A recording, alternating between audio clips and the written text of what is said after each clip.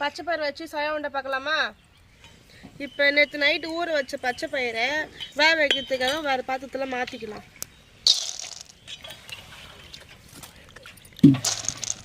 இதுக்கு தேவையான தண்ணி ஊற்றிக்கலாம்.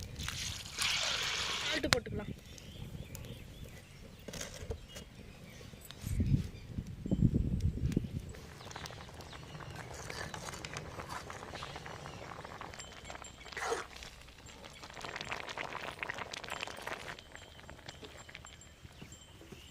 வந்து வேக வச்ச கொட்டையை வடிகட்டிக்கலாம். தண்ணி இருக்கணும்.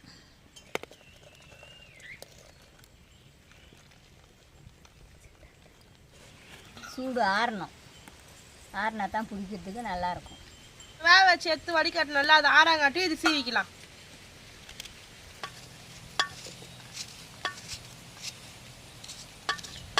அந்த வடிகட்டி வச்சுக்கிற கொட்டையை எடுத்து பெசியணும். சோயா உருண்டை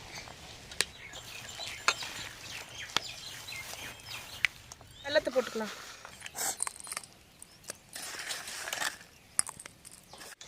நல்லா வெல்லமும் இந்த பச்சை பயிரும் நல்லா ஒன்றா மிக்ஸ் ஆகிற அளவுக்கு நல்லா பிசைஞ்சு எடுக்கணும். வெல்லமும் பச்சை பயிரும் நல்லா மிக்ஸ் பண்ணி வச்சிட்டோமா, அதுக்கு இப்போ வந்து அரிசி மாவும் கோதுமை மாவும் நான் யூஸ் பண்ண போகிறேன். ஏன்னா இதுக்கு வந்து மைதா மாவு தான் யூஸ் பண்ணுவாங்க. நான் அது யூஸ் பண்ணல, அது நல்லதில்லை உடம்புக்கு. அதால் அரிசி மாவும் கோதுமை மாவும் நான் இப்போ யூஸ் பண்ண போகிறேன். ஒரு கண்டி அரிசி மாவு, கோதுமை மாவு, கொஞ்சம் சால்ட்டு. இப்போ தேவையான அளவுக்கு தண்ணி. நல்லா இது வந்து தண்ணி மேலே இருக்கக்கூடாது, கொஞ்சம் பதமாக இருக்கணும். அப்போ தான் போட்டு எடுக்கிறதுக்கு நல்லாயிருக்கும். இந்த அளவுக்கு பதத்துக்கு பிசைஞ்சு நல்லா வச்சுக்கணும். அப்போ தான் நல்லா உருண்டை நல்லாயிருக்கும். இப்போ உருண்டை பண்ணி வச்சுக்கலாம். அப்போ தான் துவைச்சி எண்ணெயில் போட்டால் கரெக்டாக இருக்கும்.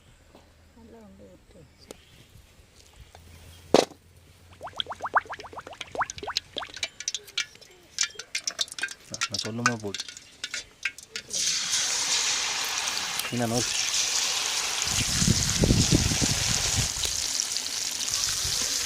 அவ்வளோதான் சோயா உருண்டை.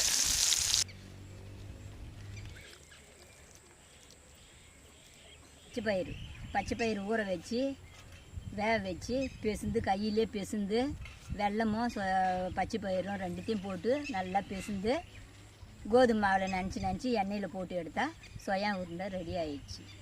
சாப்பிட்றதுக்கு நல்லாயிருக்கும். இதுவும் ஈஸியான வேலை தான், ரொம்ப நேரம் கிடையாது, 10 நிமிஷத்து வேலை தான். நீங்களும் இதே போல் செஞ்சு பசங்களுக்கு கொடுங்க, சாப்பிட்டோம். இது செஞ்சு சாப்பிட்டு பார்த்துட்டு கமெண்ட் பண்ணுங்கள், லைக் பண்ணுங்கள்.